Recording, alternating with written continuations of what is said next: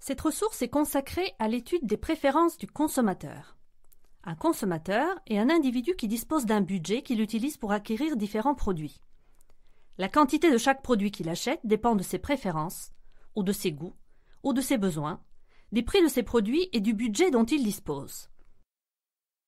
Étudier les choix des consommateurs permet d'obtenir des informations sur la demande des différents produits et sur l'impact d'une variation des prix sur cette demande. La modélisation, ou l'analyse des choix des consommateurs, se fait en deux grandes étapes. Dans une première étape, on étudie les préférences du consommateur qui reflètent ses goûts et correspondent à sa façon de comparer ou de classer différentes combinaisons de produits en fonction de la satisfaction qu'ils lui procurent. Dans une deuxième étape, on introduit les contraintes liées au prix des différents produits et au budget du consommateur et on caractérise son choix optimal. Cette ressource est consacrée à la première étape de l'analyse des choix du consommateur.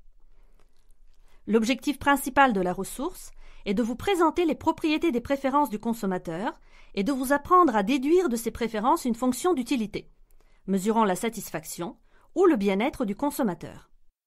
La construction de fonctions d'utilité représentant les préférences d'un consommateur est importante car elle permet, en combinaison avec la contrainte budgétaire, la modélisation et la prévision de ses choix.